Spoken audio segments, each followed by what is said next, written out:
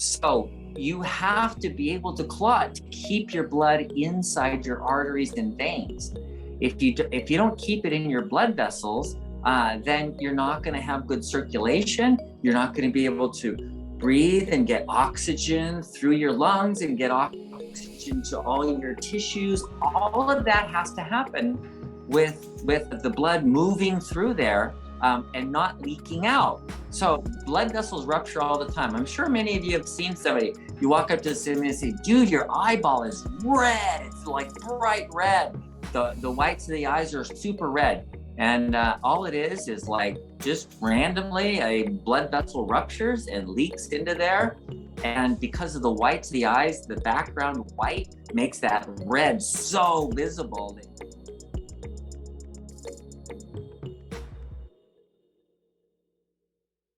Hello, everyone. Welcome to the Healthy Heart webinar. Those of you on YouTube, hello. Thanks for joining. Somewhere in the description or in the comments, you're going to find a link to bartonwebinar.com, and that is where you will find all of the information about us, including all of the replays of this webinar. You're going to find information about products, information about who these people even are that are on this webinar right now, and why you should maybe pay attention. It's not me. I'll tell you, it's not me that you need to pay attention to. I'm just here doing the background stuff.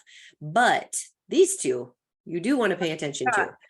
So we have the Dr. Scott Saunders, one of at least two that we know of. But this one we actually do know. And we're so thankful for him. He's doing all the research, checking out the latest information to find out what's really, can we say what's really true? Because I feel like there's so many misconceptions about things, and it's hard to know who to believe. And I fully put my trust in Dr. Saunders because I know I've seen his results. I've seen him help people. And truthfully, he's put together these programs. And we have had so many of you hop on these webinars and say, this is working for me. And so it just makes me so happy. Plus, he has his own patients in his office doing the same thing too. So this isn't just like something he quick threw together and thought, let's see if I can make something up. No, he actually is working with people and changing lives. And so that's why we're so excited to do this with him. And again, we have Cheryl here. Oh man, Cheryl, I've known Cheryl forever and we just love her. She wears a lot of hats on the Barton team. But one of them that I just love, mostly full-time, you're working customer support, but she also helps with our home cares that work. I guess like an online magazine, digital magazine. And it's so, so good. And if you aren't familiar with that, you know what, Cheryl, we should post a link to that in the chat so that everyone can see it. And I have a coupon code now if you want 50% off. So I got that. It's Home Cures 50. And fun fact, Leslie and I share the same birthday. Yes. We haven't shared that yet. That is kind of funny. Yeah. I know. And there are I only know like a couple people who share a birthday with me. So any October 20th birthdays out there? Yeah. Let us know in the chat.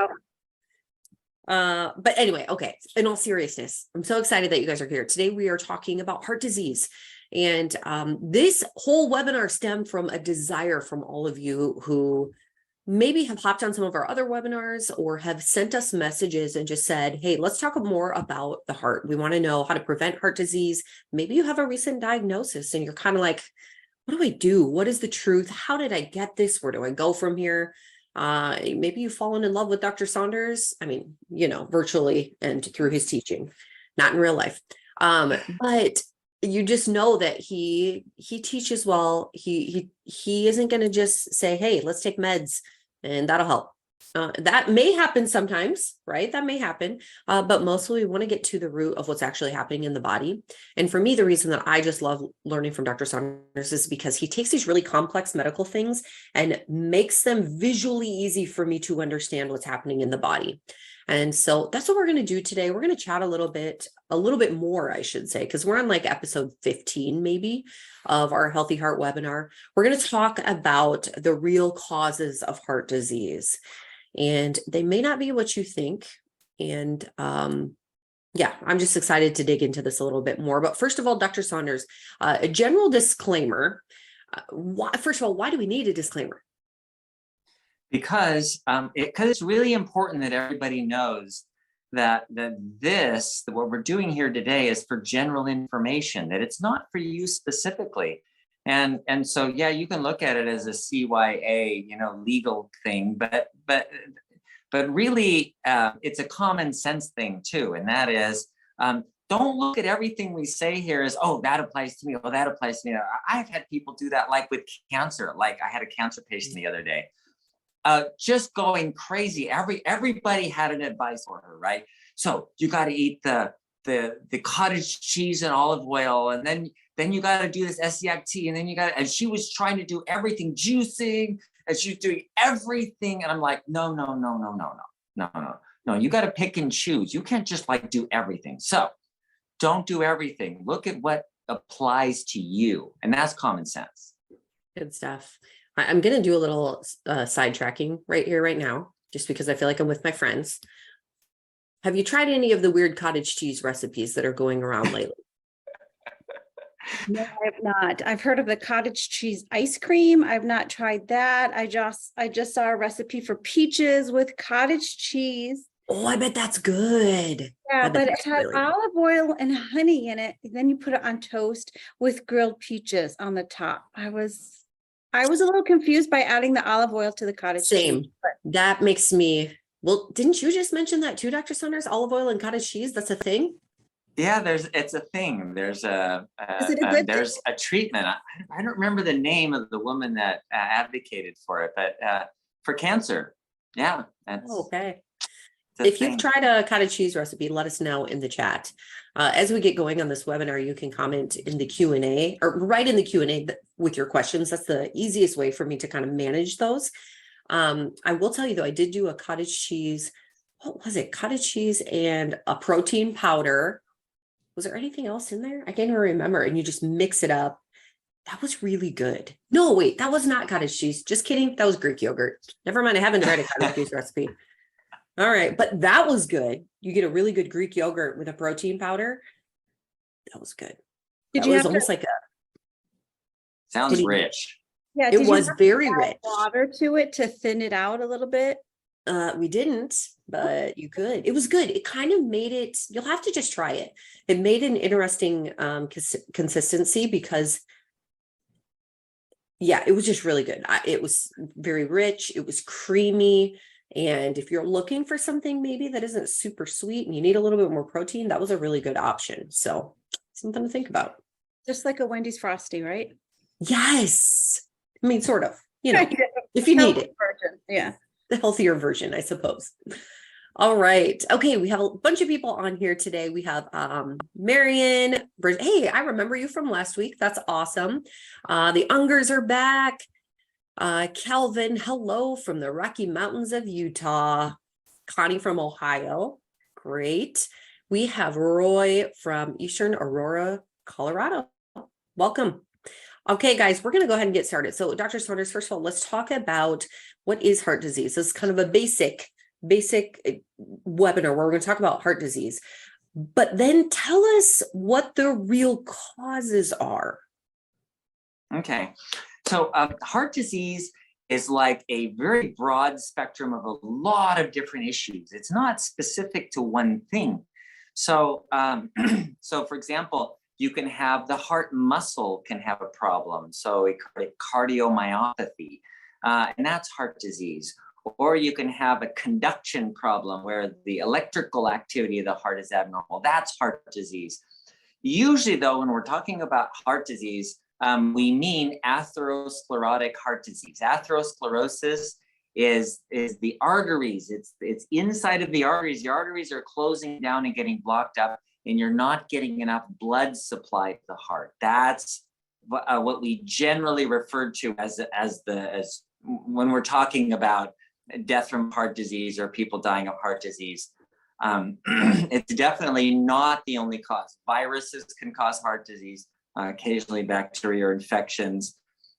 There's deficiencies can cause heart disease. Toxins can cause heart disease. So there's other things too. But usually what we mean is atherosclerotic heart disease. And so the arteries are getting smaller. They're narrowing down. And so scientists, researchers have looked into the narrowing of the arteries and saying, why did the arteries get narrower? And so somebody had a theory many years ago. In Massachusetts, they did a study, and they were looking at what could cause clogging of the arteries. And they took some rabbits and gave them, they tamped them full of cholesterol, and their arteries started getting clogged up, and they get, aha, it's a cholesterol problem, and that must be what's causing people's heart disease. And so for the last 100 years, people have been saying that the problem of heart disease is a cholesterol problem. Guess what? It's not a cholesterol problem. Oh my gosh, not a cholesterol problem. The cholesterol myth has been around for so long that it's like ingrained in our society. So it's kind of like, in ancient Roman times, the myth of Zeus was part of their society. It just becomes part of everything you talk about, everything you do, just because everybody says it. But it's still not real. It's still a myth. It's still not right. It's not correct. So what really causes the clogging of the arteries? Well, it's really simple, actually. It's blood clots. You're actually getting blood clots in your arteries. And think about it. Your blood has to clot all the time. If you've ever heard of rat poison, called warfarin, is actually rat poison. Oh, wow. Coumadin or dicumarol. And what is that? Well, it's something that blocks clotting. Well, why is that rat poison? Why does it kill the rats? Because the rats bleed to death. Because why? Well, because they're walking along minding their own business and an artery ruptures somewhere, like in the brain, and then they die of a stroke. That's what happens because they can't clot. So it is really, really essential that you can clot your blood, because your blood has to stay in your arteries. But people, I don't know, I grew up thinking, the body's just full of blood because, you cut and blood squirts out. And so it's just like a big bag of blood, your whole body, right? It's just all over the place. It's not true. All of your blood has to stay inside your arteries. It has to stay in those tubes only. And when you cut yourself, you cut one of those tubes in, so they leak out. But if you've ever seen a surgery or something, and they cut somebody open and they cauterize all the arteries, they're bleeding, there's no blood in there at all. And then they close it up, and there's no blood in the surgical wound at all, which can be a problem for healing, by the way. But that's a different issue altogether. So you have to be able to clot to keep your blood inside your arteries and veins.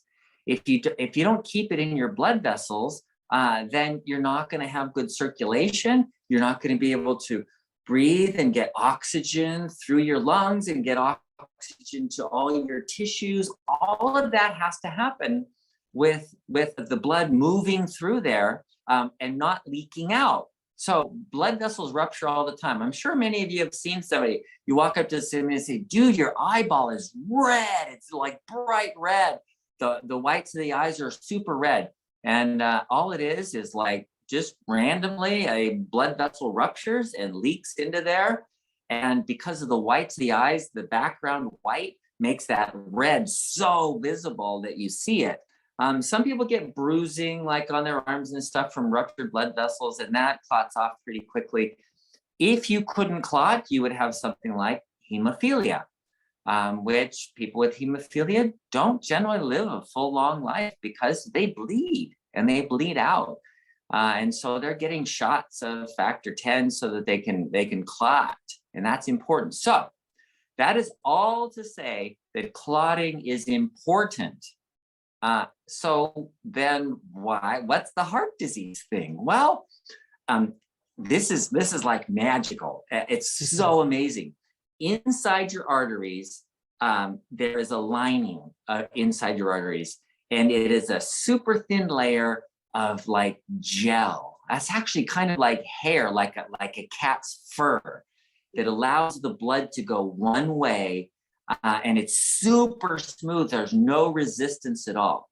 So normally blood, or like water that flows through a pipe, the middle part of the pipe, the water will flow faster through the middle part of the pipe because of resistance on the outside. It flows slower. In a blood vessel, there's no resistance. It's magical. It's just like the blood just flows, all of it, all the way through. So because of that lining, you get really good blood flow through all of your blood vessels, which is important. Think about the resistance that happens, like we talk about sucking a boba. No, not boba.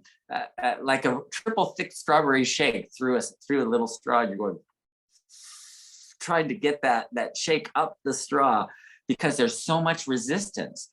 Well, your blood is thick. You know, it's not water. It's not real super thin. It's thick, and it has to go through microscopic arteries. They're so small you can't even see them, and that blood has to flow through it. How the heck do you get that kind of flow? It's this magical lining called the glycocalyx, and so as long as you have a glycocalyx, wow, everything flows smoothly and it's beautiful. The system is beautiful. But what happens when you damage that glycocalyx? What happens when you cut it or wear it away, or there's a lot of irritation, inflammation in your arteries, and you don't have glycocalyx, if it wears off?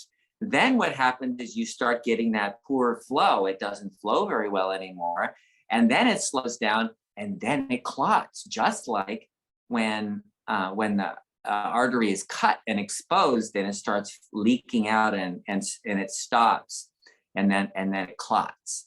Whenever the blood stops, it's going to clot. That's what it does. So this or the eddies that form from the resistance on the side.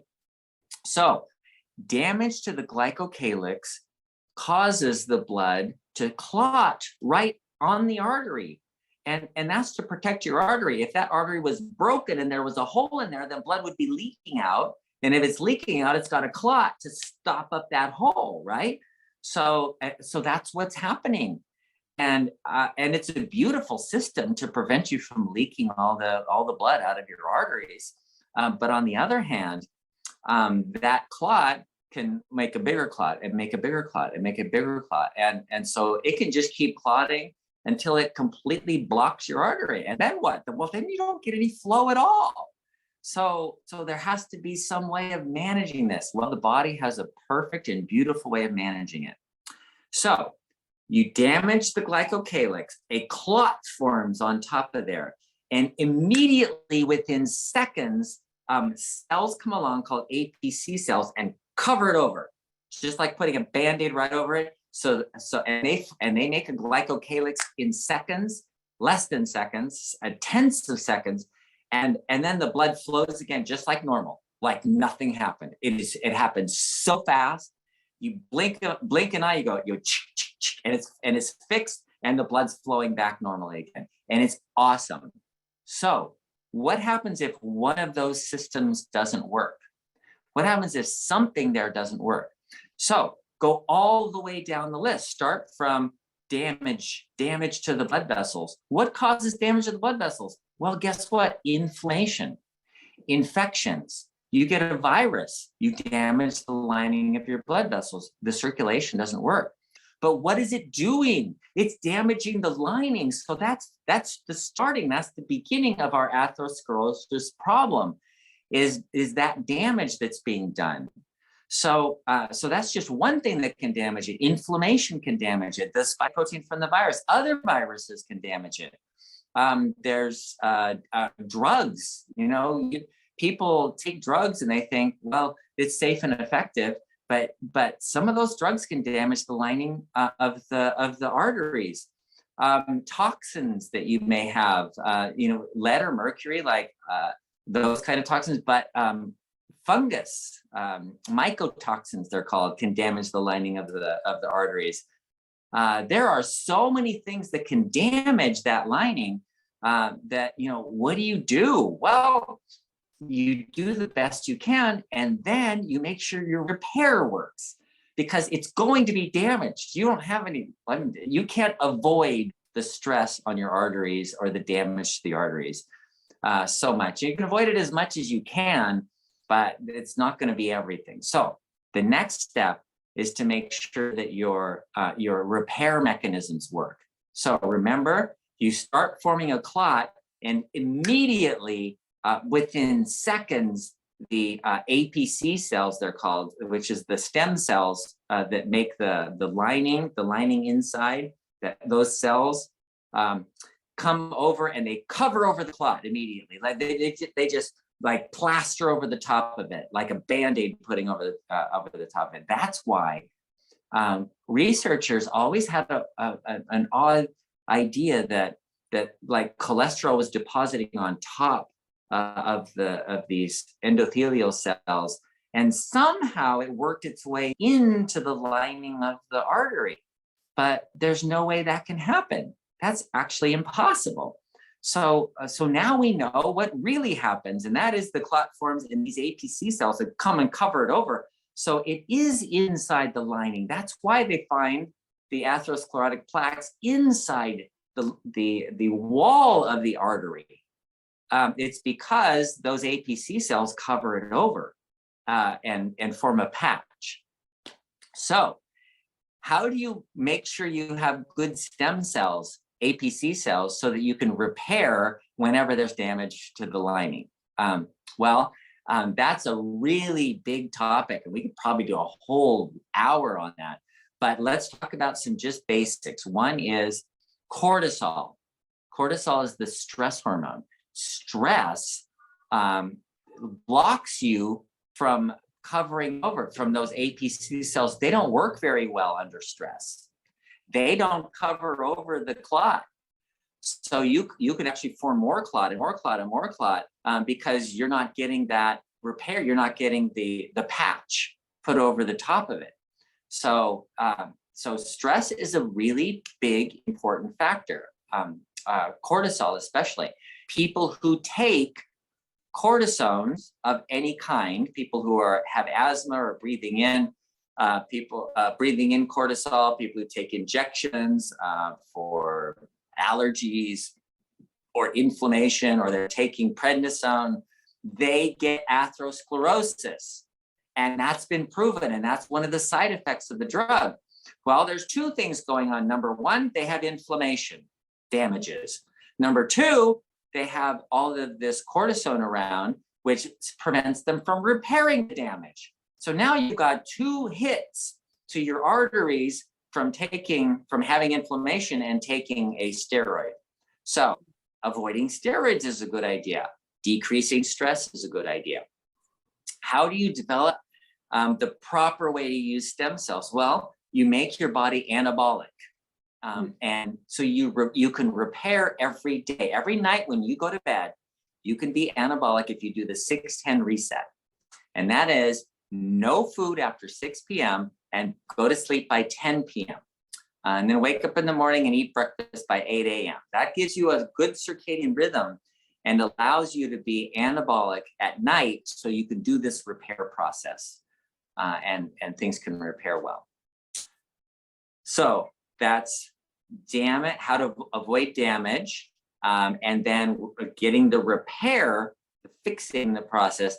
And there's one more little chink in our problem, and that is, remember, inside the wall of the artery, there's a clot that's been covered over. Now, what happens to that clot?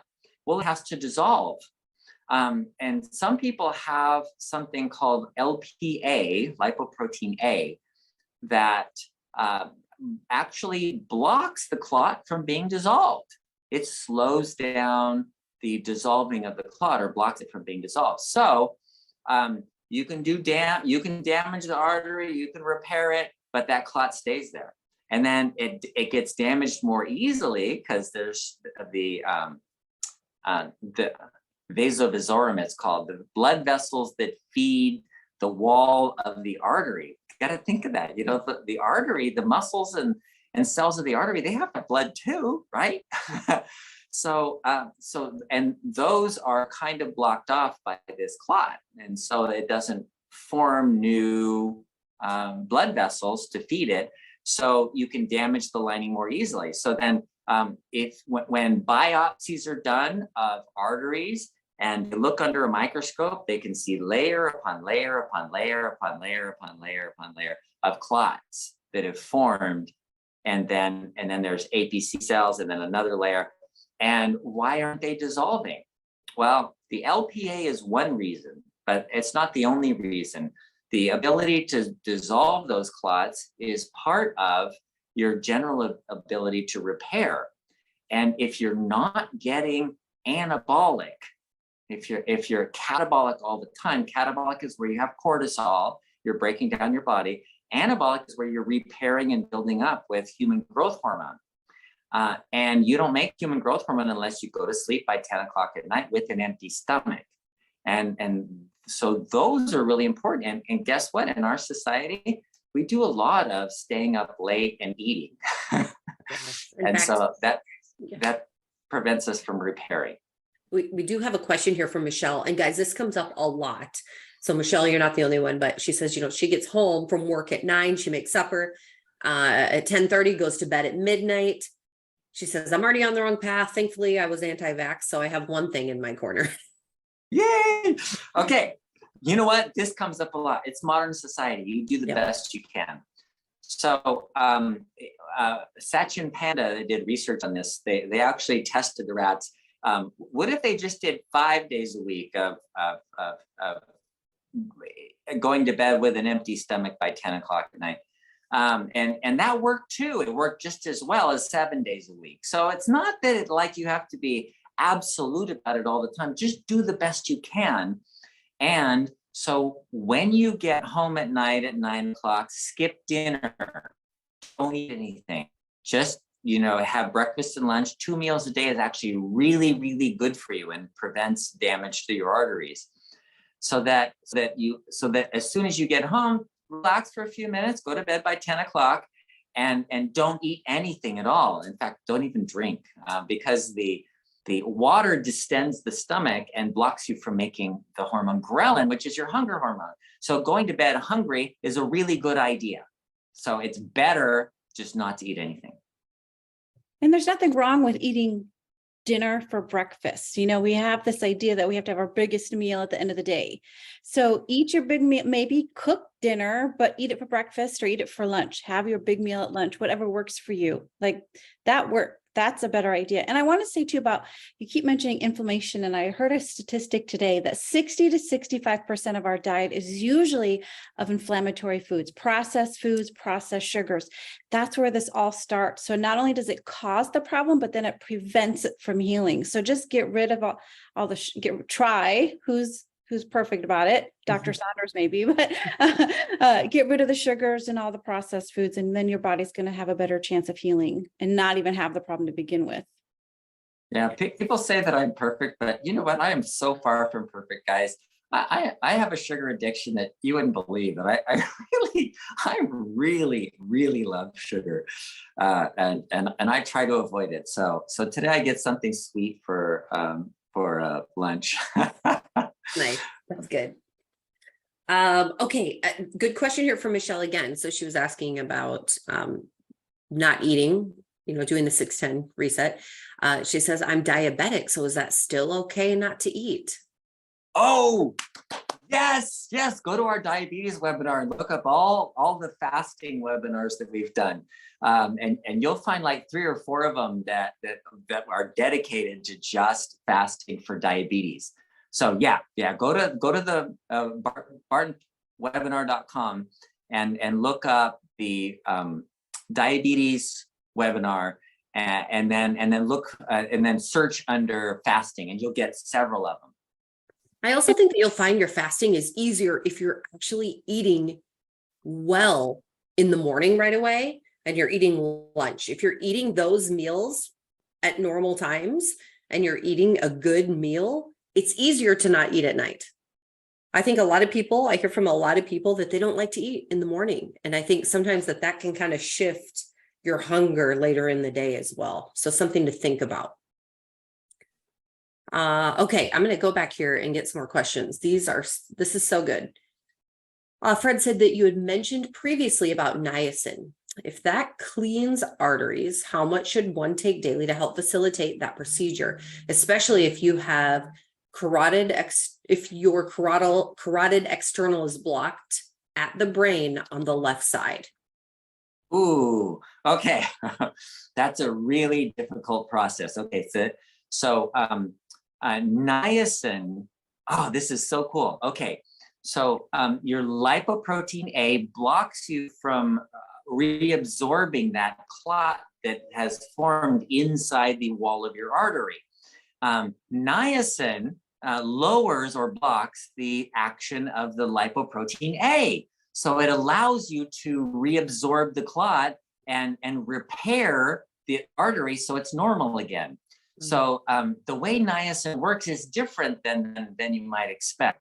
So those clots that have formed in your carotid arteries need to be dissolved, and so niacin can be helpful for that. So yes, taking niacin for that. It usually takes a year or so, but I also put people on a very low fat, and the reason for low fat is because all of the fats that we have are inflammatory. So they're omega-6 oils like corn oil, soy oil, canola oil. So they promote clotting.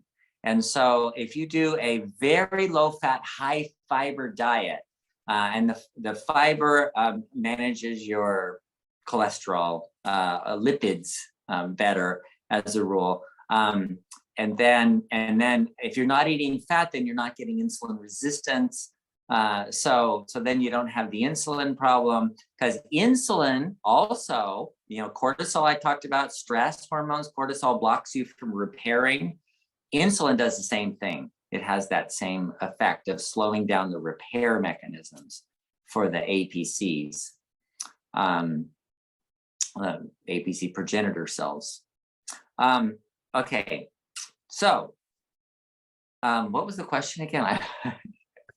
Okay, so talking about the niacin clearing, clearing the arteries, how much should you take? Okay, how much? Yeah. 500 milligrams once a day is kind of a starting dose. It generally causes a hot flash. People get prickly heat, lasts for 20 minutes or so, 30 minutes maybe. But going up on the dose is actually really good as long as you tolerate it. So taking 500 milligrams once a day and then go to 500 milligrams twice a day. And so it seems like right around 1 gram, which is 2 500 milligram tablets twice a day, is a really good, in the research, that's probably right around the best place to be. Okay. Fred had also asked, what can cause myxoma tumor within the heart? Okay, wow. Cause, that's tough. Myxoma is a muscle cell tumor that the best way to look at this is to say it's DNA damage. But why is the DNA damaged? Well, you could have radiation, you could have inflammation, you could have genetic abnormalities, if the genes, if some change in the genes for some other reason. It's not generally a genetic problem primarily, but for some people it is. And so you have to look at all the different possible reasons and find out which one you have. Okay. Let's see, I got an email here from Karen. And Karen says that her blood pressure is 108/62. Her blood sugar is 107. I'm lightheaded and I have tremors. What supplements should I be taking? I have a long list of supplements and I don't know which ones I should take or how to set them up? Okay, so your blood pressure is too low, and the low blood pressure might be decreasing the perfusion to your brain, your heart, and whatever other tissues need it. So it's important to get your blood pressure in the normal range. So the only supplement I would recommend is salt, sodium. So you either, salt your food. We were talking just this morning. Cheryl was on it. She tried the Redmond salt. What is it? What was it, Cheryl? Yeah. The Redmond salt electrolyte drink. Yeah. Yeah. And she said it's really salty. But if you're sweating a lot, that's really good for you. On the other hand, getting enough salt to keep your blood volume up, and then getting enough potassium. So you may need potassium. So you might test for intracellular potassium or RBC potassium also. We get a lot of questions at customer service. They're worried about the clotting coming out and going to their brain. If they've got any heart issues, their wherever there's clotting, they're afraid that if they do anything, that clot's going to dislodge, get stuck somewhere, and cause other health problems. Yeah, that is a problem. If the clots form in an area that does not get covered by APC cells very quickly, then it can form a bigger clot, and they do break off and they do go all over the body. But when they go into the brain, it's devastating. If they go into your leg, your muscle of your leg, like, who cares? You're not even going to notice it because you have double or triple circulation going there. But if it gets into an area of the brain where it can plug up an artery that's going to some part of the brain, that can be devastating. So yeah, that's a real thing. It's an issue. And so you want to be able to clot, but at the same time, you don't want to clot inside your arteries. And so that's one of the reasons for omega-3 oils is to slow down that clotting. Vitamin E helps that. Garlic helps that. Exercise helps that. So doing the things that decrease inflammation can prevent you from getting clots in your arteries, so that you don't have these emboli going into especially your brain. And then to help dissolve them, you need the APC cells. And to get those APC cells, you got to do the 610 reset. Yeah. Oh, yeah. No, not dissolve them, but yeah, cover over them. The APC cells patch over where the open areas are, where the clots form. Yeah. Right. Question here from Calvin. I take a lot of vitamins and herbs with my morning fruit and veggie smoothie, more now with the Barton formulas. Is it okay to separate the capsules and pour the ingredients into my smoothies, trying to avoid the plastics in my stomach? Well, that's a great idea. Yeah, that's not a problem. So I know the capsules that we use is cellulose. So it's a fiber. It's like eating wood. Wood is made of cellulose. But yeah, absolutely. A lot of people that can't swallow pills, because there's a lot of people that can't swallow pills. And all you got to do is pop. It's kind of hard, but you kind of twist them, pop them open, put them in your smoothie. It's great. No problem at all. Let's see. Somebody had asked what episode this will be. And actually, I think this will be episode 16, I believe. So we do record these, guys. Long? Yeah, really? Wow. Yeah, I know. So we record these. They're available. If you go to bartonwebinar.com, you'll see a link to our YouTube channel, and that'll take you to all of these recordings. We're slowly getting them all caught up. So just so you're aware, they'll be there soon. Let's see. Any other questions here that I can get to? Someone had asked if avocado oil is inflammatory. Okay. Avocado oil is omega-9 oil, which is excellent and is not inflammatory. So yeah, that's good. Yeah, avocado oil is not inflammatory. Doesn't promote inflammation. Okay. Alan says, any observations on Eliquis from a functional medicine point of view? Okay. Eliquis is something that prevents clotting to some extent. And so there are risks and there are benefits. And some of the risks are bleeding. That's a risk because it affects clotting factors. But what we often don't look at is that the medications we're taking have this effect that we want, and then a lot of other effects that we don't want. So look at every medication as a toxin. And everything is toxic. Water is toxic if you drink too much. So if you take this toxin like in a small amount and it provides the effect that you want by thinning the blood, then that's something that is an acceptable way of taking a toxin, for example. But then there's also other effects. So it can affect the way your energy is produced as well, because it affects enzymes, not just for clotting, but also for energy production. So some people have said that they have problems with their mitochondria, energy production from taking Eliquis.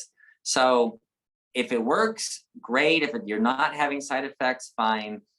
There are other ways to prevent clotting or to dissolve clots. So if you've ever heard of nattokinase, there's a book called Reverse Heart Disease Now by Steven Sinatra. And he goes through a whole chapter of nattokinase, lumbrokinase, when to use them, how to use them, how to replace the Eliquis or other anticoagulants, medications that people are using. And it will give a good understanding of that. Okay. Let me see. Okay, so good question here again, going back to the 610 reset fasting. Can't you just change the times of the fast as long as you're getting the same amount of hours? Yeah, there's a lot of controversy on this. It is not clear.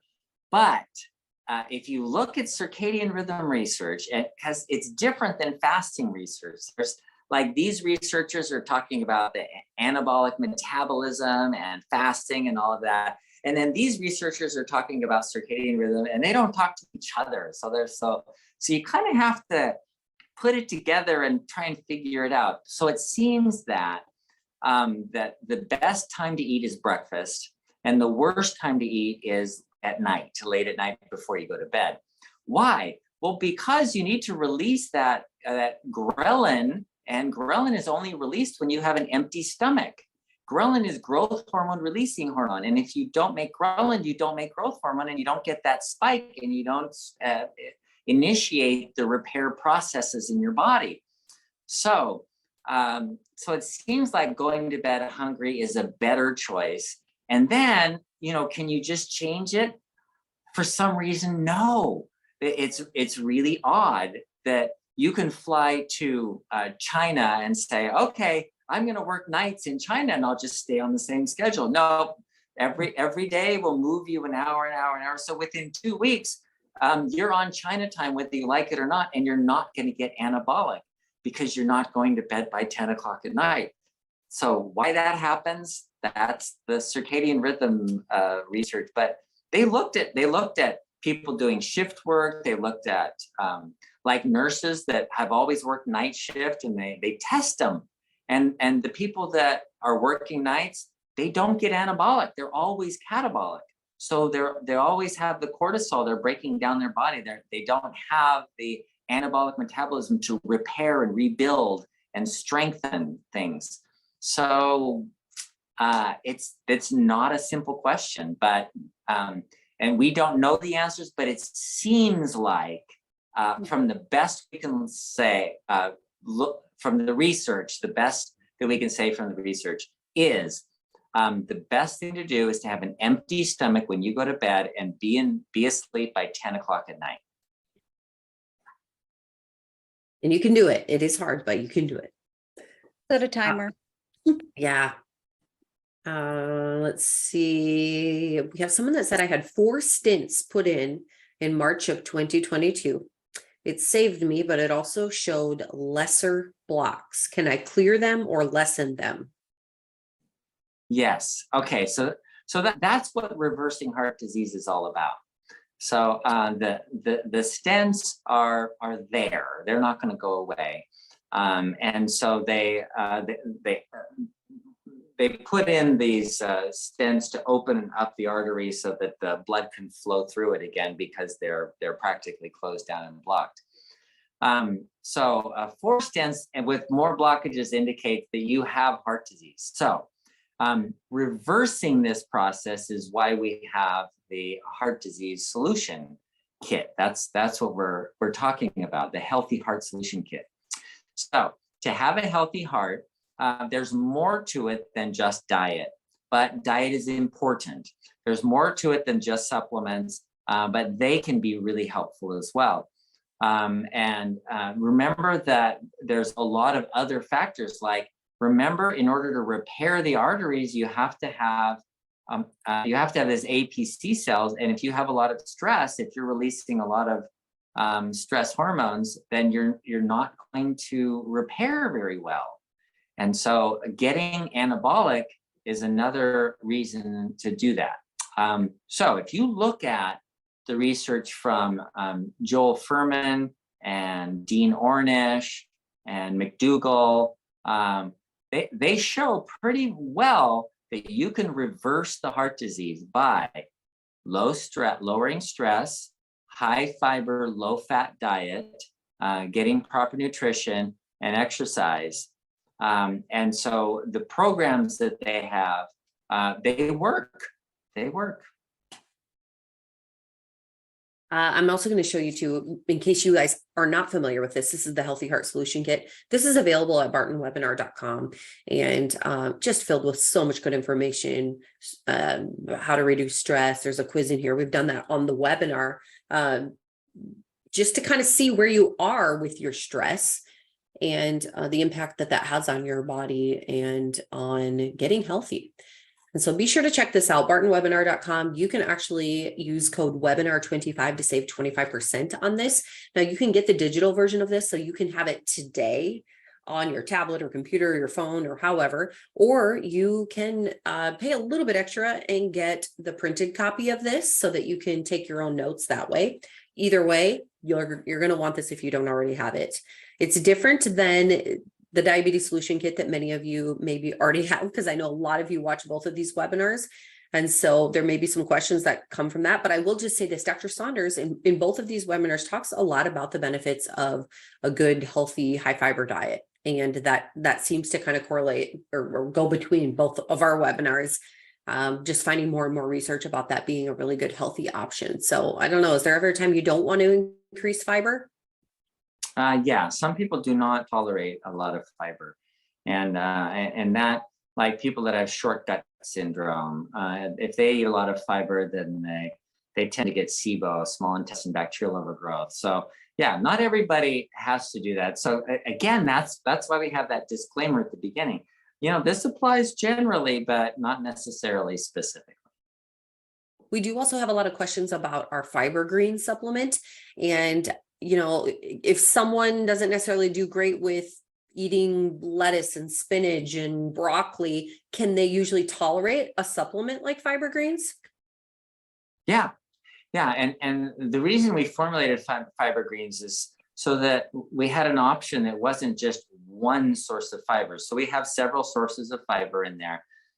So it's not just a single source. Like so when people generally take, you know, psyllium seed or there's micro fructooligosaccharide, and they have just, you know, one type of fiber. That's not best. It's really, variety is important. So ideally, get your fiber from food. Ideally. A quick show you, here's bartonnutrition.com. You guys can find information about all of our supplements there. Again, use code webinar25 and you'll save 25%. Here's that fiber greens that we were talking about. There's 2 flavors of this, the iced tea lemonade and then also the green apple.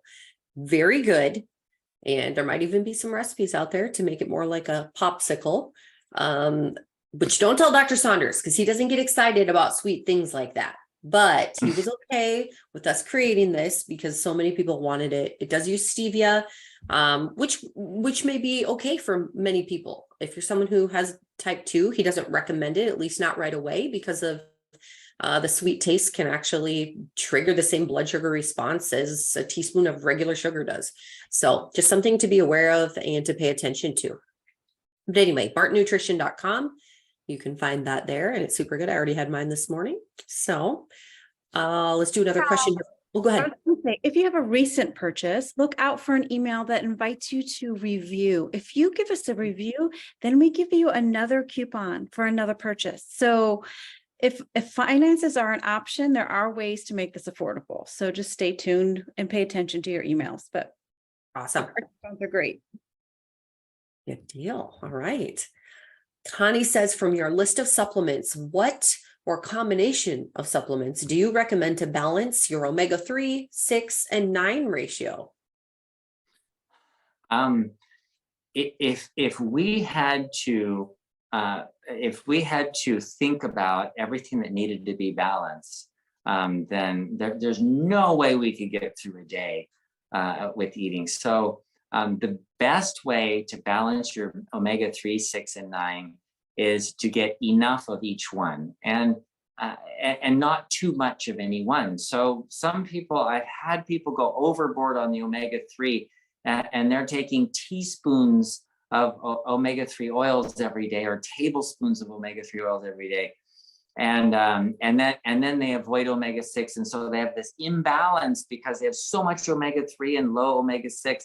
And you need omega-6 for your immune system to function properly. So it's really about balance. And the best way to balance is really simple. And that is, don't eat any processed foods. Avoid things like fried foods in oils. And then have some olive oil. So when you're cooking, use a little olive oil when you're cooking. And so that's omega-9, right? So that you have these sources of oils. Omega-3 is found in certain nuts and seeds. If you have flax seeds, for example, is one. And you can sprinkle that in your oatmeal to get omega-3. So getting it from your food is a much, much better way of doing it. Someone had asked the name of that book. Is it Stop Heart Disease Now? Reverse heart. Yeah, it's reverse heart disease now. Yeah. Okay. Reverse heart disease now. Okay. And there is a rumor, I can't promise, but there might be an omega supplement coming out from Barton. Maybe. I don't know. I've heard about it, but I can't promise anything. It's so funny. We usually, Joe, sometimes when he's on the webinars, he'll be like, what do you guys think if we started, or if we did this supplement? I love it when he does that, but he maybe has brought that up before too. So you never know. Krish, how are you, Krish? What is the maximum amount of CoQ10 needed for maintenance of a healthy heart? Your body makes CoQ10. It's not a vitamin, and most people don't need it. But as we age, we tend to make less of it. And so the research seems to indicate about 100 milligrams a day is sufficient.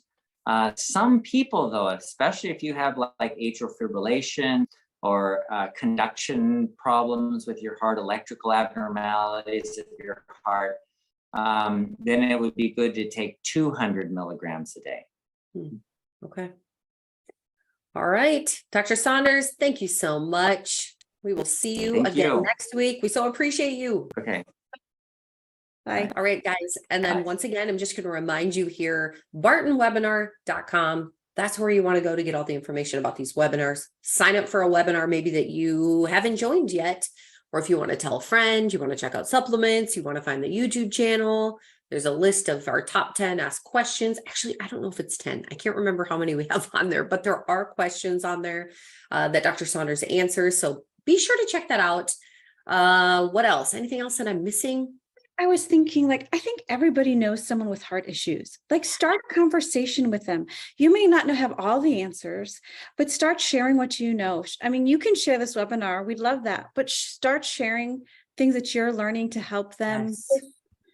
out of love. I mean, that's why we're doing this, but just talk to people. Everyone has someone they know could benefit from some other additional advice or care about their heart. So just a final thought about that. Yes, so good. Thank you guys so much. If you have any questions that come up, if you're interested in purchasing this or you have questions about it, you can message us. If you have a customer support question, you can email support at Barton Publishing, bartonpublishing.com. I think that's what we use now. Or support of Barton Nutrition, either one. Okay, perfect. All right, you guys, we will see you next week. Thanks so much for joining. Thank you so much, Cheryl, for being here. Thank you, Leslie. This is always a highlight of the week. It's good. It is good. We'll see you guys soon. Bye-bye.